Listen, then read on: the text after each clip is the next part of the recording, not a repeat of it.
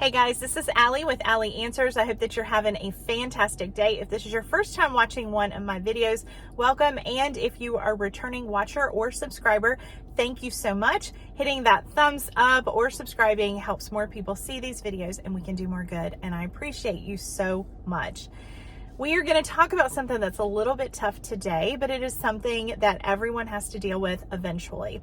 When we are visiting someone who is dying, someone who is going through the dying process, there are some differences in how we visit them versus how we might visit someone who's not dying.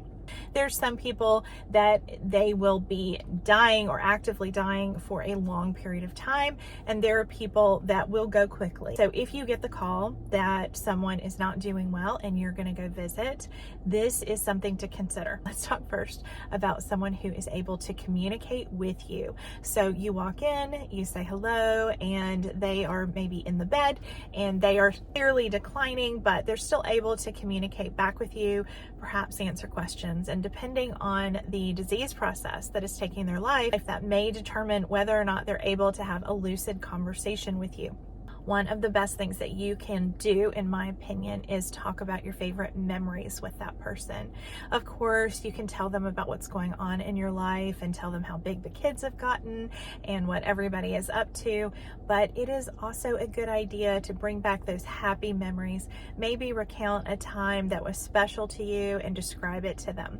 When my grandmother was in the hospital about a week before she passed away, she was actually on hospice, but she was in the hospital for a short period of time. And this is when COVID was really rampant and we couldn't visit her at the community where she was living. Having her in the hospital was actually kind of a special treat because I was able to go and visit and spend half the day with her.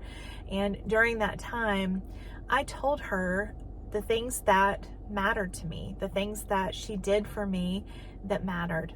I talked about what a great painter she was and what a great seamstress and how she was so good at creating art with just some string and some muslin. And we talked about the different times that she tried to teach me things when it went well and when it didn't go well. I told her that I loved being her granddaughter and that I enjoyed that time. I told her that I felt very fortunate to be in our family and to be loved by her. And I told her how important she was to me.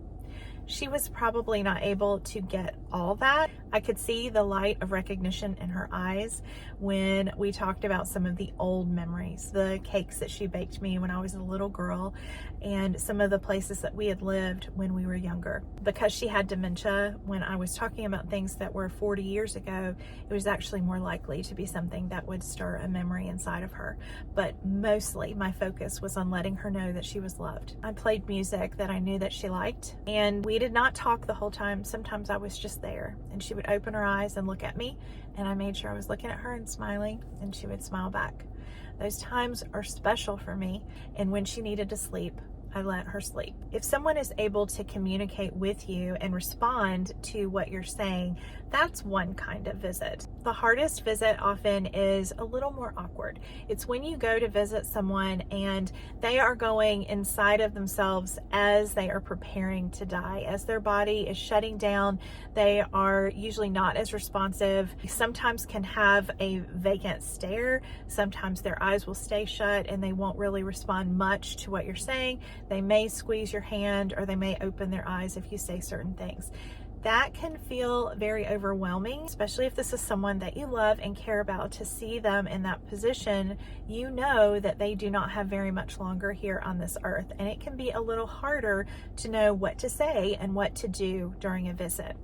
I would recommend that you do what I mentioned. You talk about favorite memories.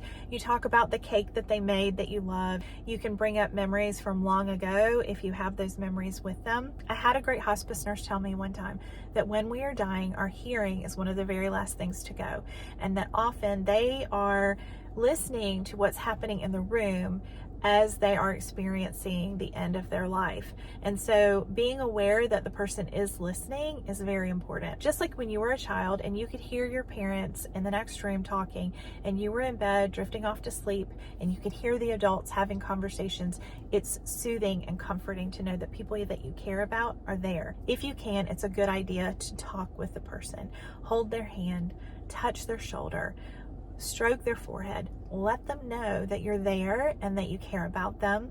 And really, if that's all you say, that's okay. This is supposed to be a peaceful, comforting time, but we do have to be careful about what we say.